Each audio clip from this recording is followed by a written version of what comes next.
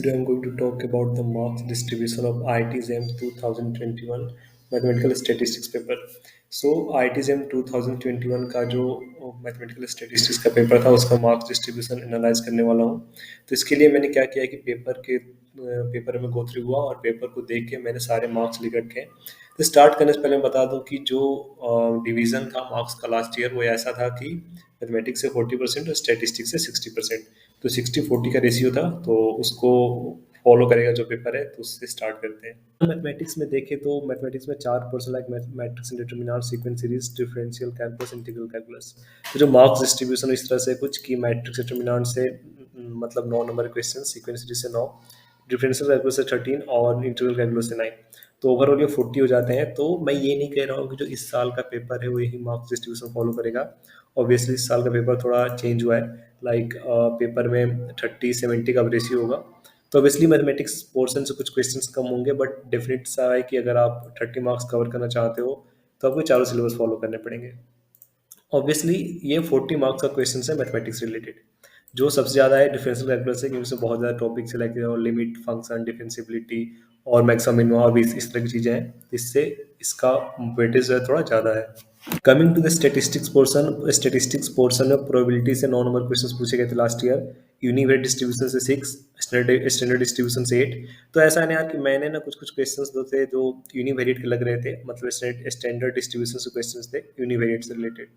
तो हो सकता है मैंने इसको इसमें इंक्लूड कर दिया हो, बट ऑब्वियसली अगर आप यूनिवेरिएट डिस्ट्रीब्यूशंस पढ़ रहे हो तो स्टैंडर्ड डिस्ट्रीब्यूशंस उसके पढ़ोगे ही। तो बाय डिफॉल्ट मैं कह सकता हूँ कि ये तीनों जो चीज़ें हैं और इंक्लूडिंग द मल्टीवेरिएट डिस्ट्रीब्यूशंस, ये सब 13 मार्क्स टोटल आते हैं, मतलब 6 + 8 + 13। और उसके अलावा लिमिट थ्योरम से 2 नंबर, मतलब लिमिट थ्योरम के क्वेश्चंस कम होते हैं, कभी कभी 2-3 नंबर क्वेश्चन से पूछे जा सकते हैं। और सैम्पलिंग डिस्ट्रीब्यूशन से 4 number questions, estimation and testing hypothesis से 11 और 7 नंबर क्वेश्चंस।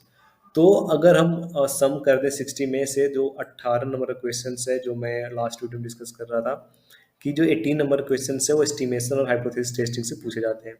उसके अलावा जो बाकी 42 मार्क्स के क्वेश्चन हैं वो सीधे सीधे जो आपका टॉपिक है, जो मैंने लास्ट वीडियो में पार्ट 1 में डिस्क्राइब करा था, उससे रिलेटेड है। तो मैं कह रहा हूँ कि अगर आप 40 मैथ्स का ऐड कर लो और 42 इसके स्टेटिस्टिक्स का ऐड कर लो तो आपके 82 मार्क्स हो जाते हैं, जिनको प्रिपेयर करना आपके लिए हार्ड नहीं होगा। दूसरी बात, जो लास्ट ईयर टॉपर्स का मार्क्स था वो था 83, क्योंकि ये दोनों कवर करके आप होते हो 82। तो मैं कह रहा हूँ कि आप 100 नंबर का सिलेबस प्रिपेयर करके भी आप जो टॉपर होते हैं 83 लाते हैं। और मोस्टली ना स्टूडेंट्स के लिए मतलब सेफ स्कोर जो होता है फॉर जनरल कैटेगरीज अराउंड 50, मतलब 50 के ऊपर everyone is safe. And since the seat has been increase, so ये तो और भी ज़्यादा सेफ स्कोर हो गया आजकल। कहने वाला हूँ कि अगर आप इतने सारे पोर्शन से प्रिपेयर करते हो तो आप अच्छा सा स्कोर कर सकते हो। बट ये कि जितना यार टारगेट करो, मैं नहीं कर आप 100 नंबर टारगेट करो कि 100 नंबर का सिलेबस करना है, बट अब जितना टारगेट करो उतने क्वेश्चंस अच्छे से प्रिपेयर करो। ये आइडेंटिफाई कर पाना चाहिए तुम्हें कि इस पोर्शन, इस टॉपिक के क्वेश्चंस कैसे हैं, कौन से हैं, और इसलिए उन क्वेश्चंस को फोकस करो। तो मैंने यहाँ पे कुछ ग्राफ और प्लॉट कर रखा है, लाइक सेम चीज़ है कि मैंने ना इनका ग्राफ प्लॉट कर रखा है यहाँ पे, तो आप इससे भी देख सकते हो मार्क डिस्ट्रीब्यूशन क्या है टॉपिक का। तो ये ऐसे ही है फॉर डेटा एनालिसिस पर्पज। सो ये ओवरऑल 2021 का पेपर है जो कि 60-40 रेशियो था उसका। ऑब्वियसली 30-70 होने पे इनके डिस्ट्रीब्यूशंस बढ़ेंगे, और हो सकता है ये जो एस्टिमेशन 18 नंबर का हो सकता है ये 22 मार्क्स का हो जाए, 4 नंबर इधर बढ़ा दे, 6 नंबर इधर बढ़ा दे, कुछ भी हो सकता है पैटर्न। बट मैं ये कह रहा हूँ कि अगर आप मैथमेटिक्स और ये जो पार्ट 1 का स्टेटिस्टिक्स था उसको भी अच्छे से फॉलो करते हो, आप इजिली अच्छा स्कोर कर सकते हो, बहुत ही सेफ साइड में स्कोर कर सकते हो। तो इस वीडियो में इतना ही, और मैंने इसमें बताया कि क्या मार्क्स डिस्ट्रीब्यूशन था IIT JAM 21 mathematical statistics paper का। मैं एक साल और जाऊँगा, मतलब 2020 का पेपर एनालाइज करूँगा और उसका भी मैं एक अलग से वीडियो बनाऊँगा, तो आपको जनरल आइडिया लग जाए कि क्या डिस्ट्रीब्यूशन होता है। मैं सही कह रहा हूँ कि इतना इतना तो है कि डिस्ट्रीब्यूशन कुछ आस-पास ही होगा। हो सकता है सीक्वेंस सीरीज से कुछ क्वेश्चंस ना हो के मैट्रिक्स से कुछ क्वेश्चंस हो, ये 7 नंबर, ये 11 नंबर है, कुछ ऐसे। बट ऑब्वियसली मैथ्स पूरा करो यार, मैं तो यही कहता हूँ। और स्टैटिस्टिक्स का पार्ट वन में इतना कहता हूँ, from probability to sampling distribution. Part one part one पक्का करो, और इसमें तुम आराम से सेफ साइड में स्कोर कर सकते हो। तो ये जो मैथमेटिक्स है और जो स्टैटिस्टिक्स पार्ट 1 है, इतना तो पक्का करो ताकि तुम सेफ साइड में स्कोर कर सकते हो। और अच्छे से प्रिपेयर करो, अगर तुम लास्ट वीडियो नहीं देखा तो अच्छे से अभी भी देख सकते हो और चीज़ें प्रिपेयर कर सकते हो। तो ये ऑब्वियसली बहुत डिफिकल्ट टॉपिक्स नहीं, जिनके जो जानते हैं, बट जिनको नहीं पता स्टैट्स बैकग्राउंड से नहीं, उनके लिए थोड़ा बहुत डिफिकल्ट हो सकता है। तो हमेशा ही मार्क्स डिस्ट्रीब्यूशन आपके पास है, अब आप देख के चीज़ें एनालाइज कर सकते हो। मैं जब तैयारी कर रहा था तो एक इडू अंकल करके चैनल है, मतलब वेबसाइट है, वहाँ से मैंने देखा था मार्क्स डिस्ट्रीब्यूशन। एग्जैक्टली मैंने सेम मार्क्स डिस्ट्रीब्यूशन फॉलो किया था और मैंने इतने सारे पोर्शंस प्रिपेयर करे थे। तो मैंने इतने सारे पोर्शंस प्रिपेयर करे थे और मतलब सब कुछ सही हुआ। तो और भी मैंने एक दो लोगों को गाइड किया जिनको मैंने कहा कि अगर तुम एस्टिमेशन और टेस्टिंग हाइपोथेसिस नहीं कर पा रहे हो तो इतने क्वेश्चंस पे पोर्शन पे फोकस करो और चीज़ें हो जाएंगी।